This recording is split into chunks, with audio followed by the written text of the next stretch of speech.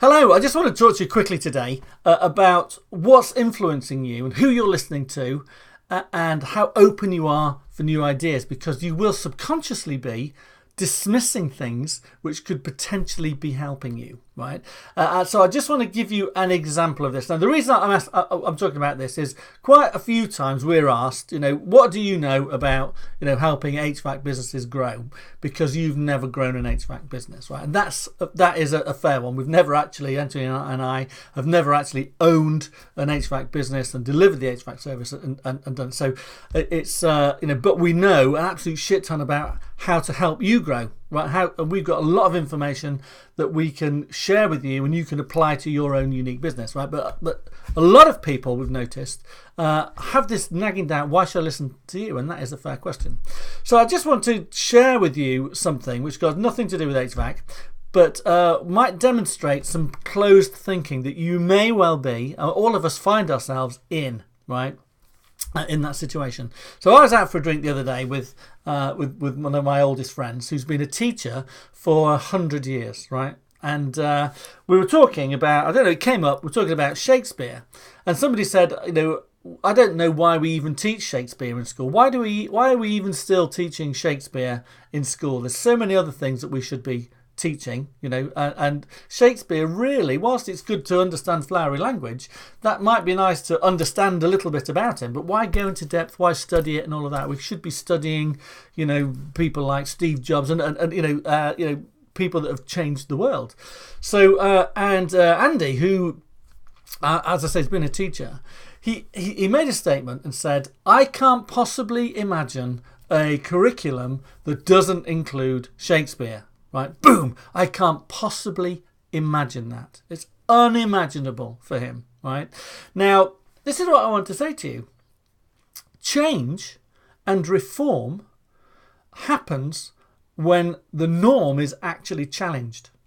And people who are, so he'd been in education for a long time, right? Institutionalized education, I can't even say it, right? He could, because of that, he couldn't conceive of doing things differently. So therefore, his imagination around reform was just totally lost. But he had this smug lack of awareness and creativity, which is basically, hang on a minute, I'm the expert here. I know everything there is to know about education because I've been in it for so long.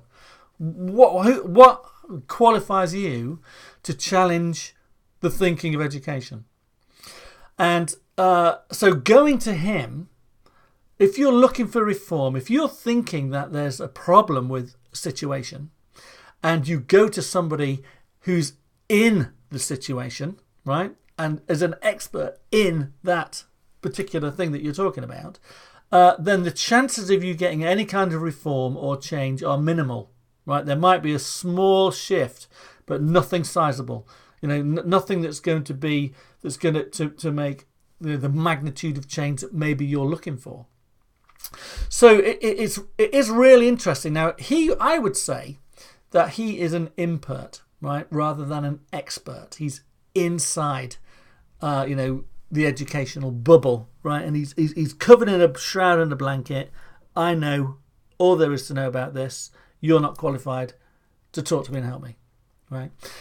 Whereas an expert is somebody who has a wider understanding of critical issues and has learned to take components of different arguments and ideas and strategies and put them together in such a way and offer them for people who are the experts to go, oh, do you know what? That's a better way of doing it. And so often in my life, when I've been out consulting and talking to people, I've had an idea of stuff I've learned at college and through experience, etc., etc. And I'm talking to somebody, sharing with them, what a solution might be. And they go, well, actually, we do it a bit differently. We do, it like this. And so often I've gone, do you know what? That is better. That's better. Do that. Tell me how you do that.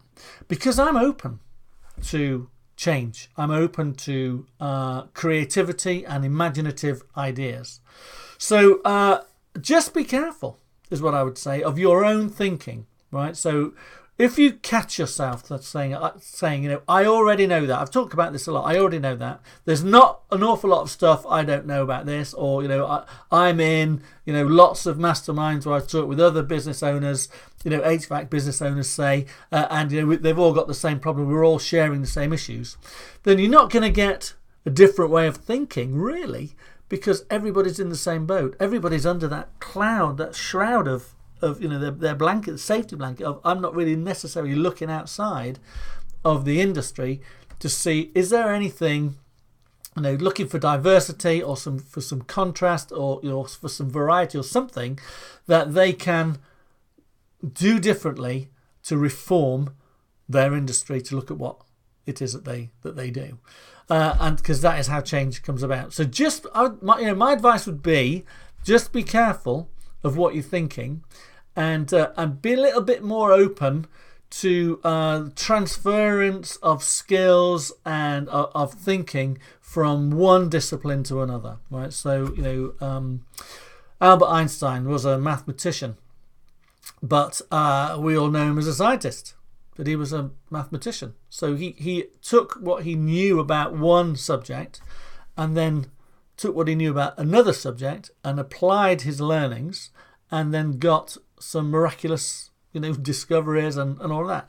And that is possible for everybody as long as we are open to it, and we never say, I can't possibly imagine anything different to what's normal, to what's happening now. I can't possibly imagine that. Okay, if you are even thinking that in the slightest, right, you need to slap your face with the wet fish and go, blah. Right, I want to change. So where can I get my inspiration from? Who can I look to? Probably outside of what I'm doing, and learn from them, and then take what they're teaching and apply that to my own business. Okay, so joining networking groups or voluntary organizations where there are people that you wouldn't normally associate with, and talking to them just about their view on life and their view on business, maybe, it will really help you, give you that contrasting diversity of an outlook, and it will also help you possibly connect with your customers a bit more as well, because you'll have a wider experience of other people. So something to think about. I hope that helps you. Keep smiling, and I'll talk to you very soon.